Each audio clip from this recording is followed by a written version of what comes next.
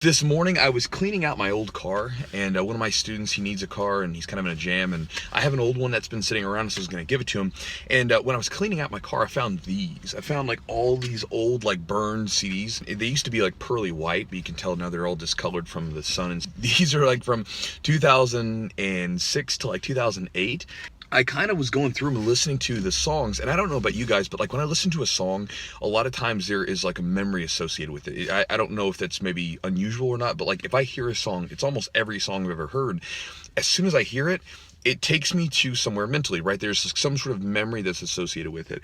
And these were all of our old training CDs. And so like when we were cleaning out the gym, getting rid of our old CD player, and when we were doing that, I took these old CDs and I kept them for some reason.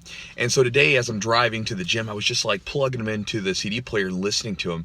And it was funny because as I'm listening to them, it's taking me back to like my training days in like 2006, 2007, 2008. Pure nostalgia as I'm driving to the gym.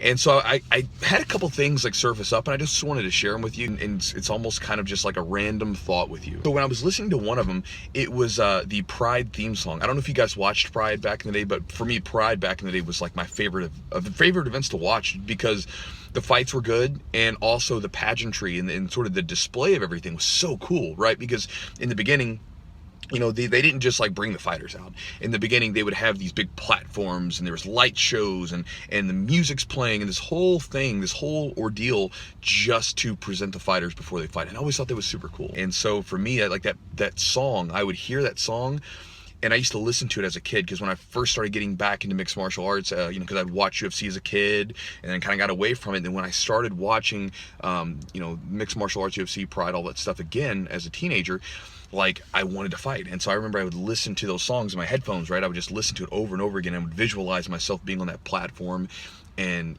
seeing, myself around in this big arena to fight.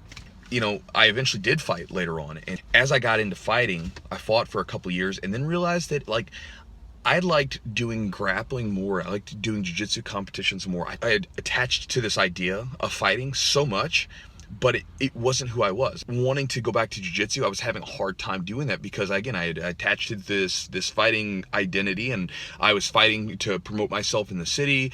And, from 2009 to 2012, I would take some random fights, and I really didn't want to. I just did them because I either felt obligated to, or because I felt like I was supposed to do it because of my position in the gym. In 2012, when me and my buddy Derek sat down one day, we're sitting in the back office, and I was getting ready for a fight, but I was telling him how much I just didn't feel it anymore, right? It was like I didn't want to do it, and I was getting upset because my jiu-jitsu was suffering now, and I was just frustrated.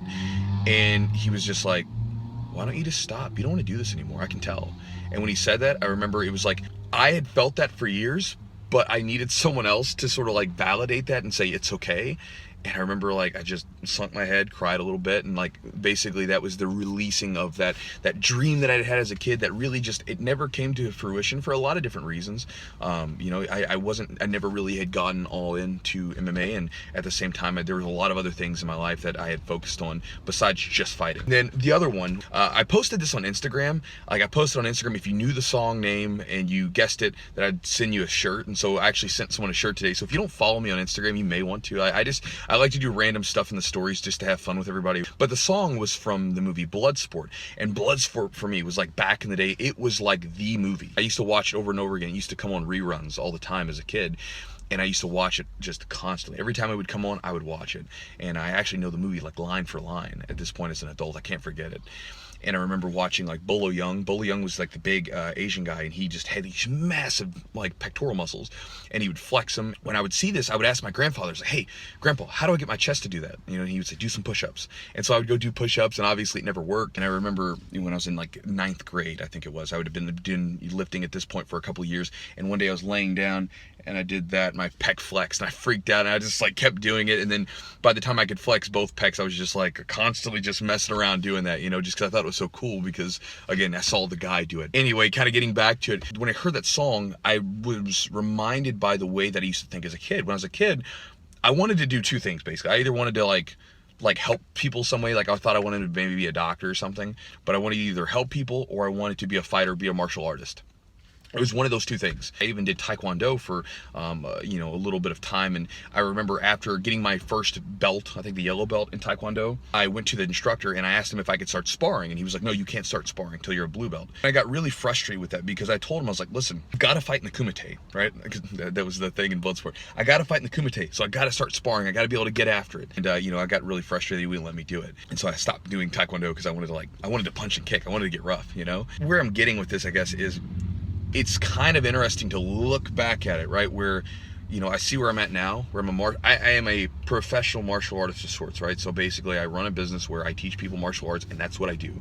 At the same time, I am helping people in a lot of different ways, and I've been able to do those things. And when I look back at it, I'm happy, one, that I stopped fighting because I was torn into two different places. Basically, when I was fighting, I was kind of half in on fighting, kind of half into jiu-jitsu. I wasn't completely into one or the other. And by quitting fighting, I was able to focus my full attention on my jiu-jitsu training, my students' jiu-jitsu training, and all that stuff. And it's been so beneficial to me. I'm so happy that I did it. I don't know what the message is. I'm really more or less just sharing an idea, because I bet some of you guys are like, oh yeah, I watched Bloodsport, or maybe you know, like have all this same attachment to music or something like that. But mainly I'm just sharing it because, you know, for me, one of the things I've learned as I've gotten older is to listen to when your mind or your body's telling you something, when it's trying to get away from something. What I mean by this, it's trying to release some identity that you had. For me, like, it's the hardest part about changing is sometimes letting go of who you used to be, because you become so identified with it. Your body's telling you to move in a different direction when you can feel it, when you want to do something, but sometimes you feel like you can't for some reason. You just have to release the, you know, personal identity that you have with that person that you used to be or that you are currently, and make room for where you want to go. You know, because again, that was a big problem that I've had several times in my life, but that was just one. And I just thought about that as these CDs were playing and these music songs came on, and so I just wanted to share that with you guys. So anyway, random thought, completely out of the norm, guys. Just sharing it with you. Hope that maybe it's helpful in some way, and I'll talk to you guys soon.